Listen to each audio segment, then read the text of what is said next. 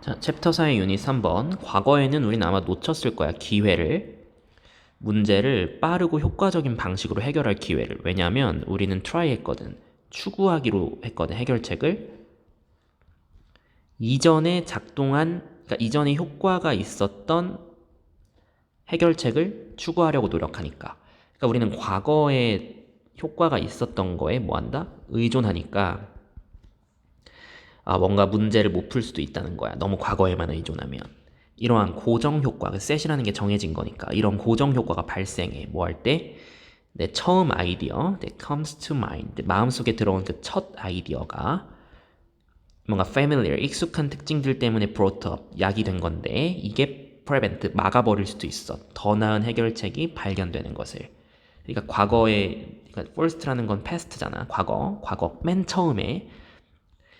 그러니까 예를 들어서 어떤 상황을 보고 나서 야 이건 무조건 이거일 거야 라고 첫 번째로 떠오른 그 first 아이디어가 그 next 아이디어를 방해할 수 있다는 거지. 자꾸 이거에만 의존하게 되니까.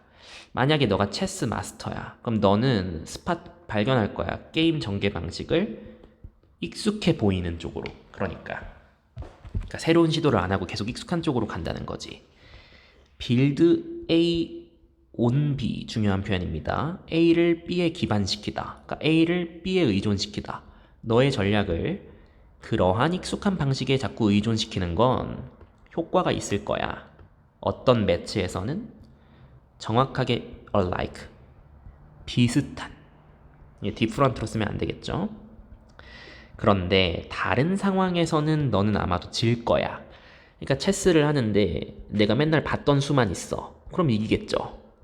근데 갑자기 좀 변수가 막 발생해. 그러면 루즈 할 수 있다는 거죠.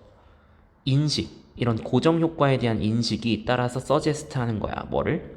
우리는 결국 뭐 해야 된다? 여기가 이제 핵심 주제입니다. 여기가. 우린 결국 뭐 해야 된다? 탈출해야 돼. 익숙한 패턴을. 그리고 추구해야 돼. 새로운 해결책을. 네.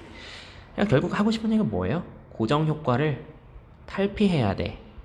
익숙함에서 벗어나서 새로움으로 가야 돼 이거죠. 우린 실패할 가능성이 있어. 만약에 스틱2가 고수하다야. adhere to도 같이 알아놓읍시다. 단지 어떤 길만 고수하면? 우리가 잘 아는 길만 고수하면. 그러니까 익숙한 길만 고수한다는 얘기지. 뭐하기보단 각각의 문제를 각각의 조건, 텀이 조건이야. 각각의 조건에서 평가한다는 얘긴 뭐야? 새롭게 최대한 보려고 한다는 거지. 근데 그렇다기보다는 자꾸 아는 거에만 스틱 투 하면 우린 실패할 수 있다 예요.